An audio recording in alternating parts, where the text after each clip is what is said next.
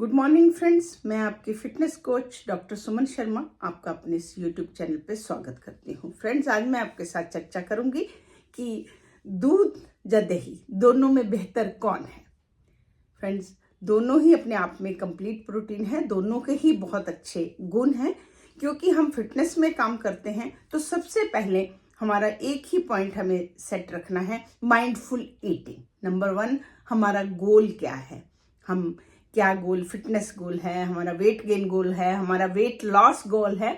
तो चाहे दूध है चाहे दही है, वो हमारा गिवन कैलोरीज में हमारे एक्टिविटी के हिसाब से, हमारे गोल के हिसाब से उसके अंदर ही आना चाहिए। आइए सबसे पहले दूध के बारे में जानते हैं। दूध जब हम बात करते हैं तो मोस्टली चलने वाला दूध है भैंस का या गाय का। बहुत जगह पे आपको बकरी का दूध हल्का होता है, बहुत लोग यूज करते हैं, ऊंट का दूध भी यूज होता है। तो परंतु जो नॉर्मली यूज होने वाला दूध है वो गाय और भैंस का होता है। और हम लोग जैसे मेट्रो सिटीज में हैं तो हम तो पैक दूध यूज करते हैं, उसकी भी मैं आपको बताऊंगी कि कैसे हो।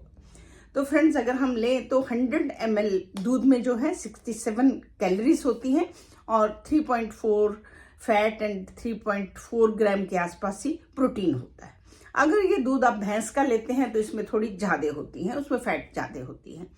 तो यहाँ पे टारगेट आपका है, अगर आपका कोई हार्ट का इश्यू है, कोई कोलेस्ट्रॉल का इश्यू है, या कोई आपका ओबेसिटी है, डायबिटीज है, तो आपको फैट फ्री दूध से दूध यूज करना चाहिए। चाहे उसका दही बनाए तब भी आपको फैट फ्री दूध लेना चाहिए। दूध एक कंप्लीट फूड है, इसके अंदर प्रोटीन, फैट्स, कार्बोहाइड्रेट, सब मिनरल्स, कैल्शियम, फास्फोरस सब जो है आपको कंप्लीट मात्रा में मिलते हैं। कई लोगों को दूध से जो है वो एलर्जी होती है। दूध में जो शुगर है उसको लैक्टोज नाम से जानते हैं। जब ये हमारी छोटी आंतड़ी में जाता है तो वहाँ एक लैक्टेज एंजाइम इस लैक्टोज शुगर को तोड़ता है, लैक्टोज एंड देन ग्लूकोज में कन्वर्ट करता है। कई लोगों में जिन लोग इस एंजाइम की कमी होती है लैक्टेज की, तो उन लोगों को ये जो लैक्टोज टूट नहीं पाता, तो उसकी वजह से दूध पीने के बाद पेट में दर्द होना, पेट का फूला हुआ लगना, गैस बनना, कब्ज होना या दस्त होना दूध से।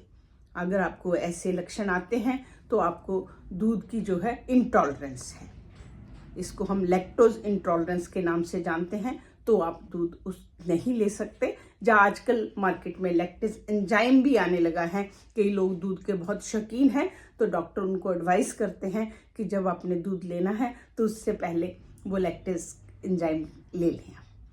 तो अब बात करती हूँ मैं दही से। अगर हम दोनों चीज़ों को बोलें, आप जब जाते हैं आपके पेट के इशू लेके, आप डॉक्टर से बात करते हैं हम क्या खाएं, डॉक्टर बोलता है दूध और दूध से बने हुए पदार्थ बिल्कुल नहीं, परंतु दही के लिए हाँ है। आइए जानते हैं दही में ऐसा क्या है। दही फ्रेंड, जैसा आप जानते हैं, जब हम गर्म दूध लेते हैं उसमें हम 1 चम्मच दही डालते हैं, जिसे हम जामन बोलते हैं। वो एक बैक्टीरिया है जो उस दूध को फर्मेंट करेगा। दूध के अंदर प्रोटीन है जिसमें 80% केसिन प्रोटीन है एंड 20% बे प्रोटीन है। वो जो बैक्टीरिया हमने डाला जामन के रूप में, उसने उस दूध को फर्मेंट किया। फर्मेंट हुआ तो जो प्रोटीन केसिन था वो टूटा और टूट के वो जो दूध था वो सॉलिडिफाई हो गया, दैट इज दही। अब जो दही बना, जो हमारा फर्मेंटेड फूड दही बना, जैसा कि हम आपको बोलते हैं फर्मेंटेड फूड आपके पेट के लिए अच्छे हैं, आपके गुड बैक्टीरिया को बढ़ाते हैं। मेनली ये जो लैक्टिक एसिड बना, ये एक तो आपका टेस्ट अच्छा हो गया, एसिड है, थोड़ा सा दही में आपको खट्टापन जो लगता है, और उसके बाद इसमें लैक्टोबैसिलस बैक्टीरिया है जो हमारे गट बैक्टीरिया, जो हमारे गट माइक्रोबायोटा है, उसको डाइवर्सिफाई करते हैं, उनको बढ़ाते हैं जब जब आपका पेट ठीक रहेगा। हमारा आयुर्वेद भी बोलता है कि आपका हर एक बीमारी जो है वो पेट से शुरू होती है। अगर आप पेट ठीक रहेगा तो आपको कोई बीमारी नहीं होगी। तो जब आप दही यूज़ करते हैं तो आपके गट बैक्टीरिया डाइवर्सिफाई होते हैं, और जब आपके गट बैक्टीरिया अच्छे होते हैं तो आपको इम्यूनिटी बढ़ती है, आपको बीमारियाँ नहीं होती, आपको डाइजेस्टिव इश्यू नहीं होते, आपको गुड गट बैक्टीरिया जो सेरोटोनिन एंड डोपामिन को बढ़ाने में हेल्प करते हैं, गुड गट बैक्टीरिया आपका मेलेटोनिन जो आपको नींद लाने में हेल्प करता है उसे सिक्रीट करते हैं। तो इस तरीके से आपके जो दही है वो आपके गट बैक्टीरिया को बढ़ाता है। परंतु अगर कैलोरीज की बात करें तो आप ऐसा नहीं मान सकते कि दही में कैलोरीज कम है। दही में भी सेम कैलोरी जैसे आपको 100 ml दूध में मिलती हैं, कहीं ना कहीं उसी तरह से मिलती हैं, परंतु इसमें जो विटामिन B2 और B12 जो दूध में नहीं होते वो दही में मिलते हैं। कैल्शियम, फास्फोरस, सेलेनियम और भी मिनरल जो हैं, पोटेशियम, ये सब दही में पाए जाते हैं। परंतु आपको अपनी डाइट में कहाँ सेट करना है दही, उसको आप रखिएगा। आयुर्वेद में जो दही की तासीर है वो गर्म मानी जाती है, परंतु हमें लगता है कि दही ठंडा है, हम गर्मियों में यूज़ करते हैं। उसका इसलिए ठंडा लगता है, उसमें वाटर कंटेंट बहुत होता है, तो हमारी डिहाइड्रेशन को प्रिवेंट करता है, इसलिए सब लोग दही, छाछ, लस्सी गर्मियों में यूज़ करते हैं।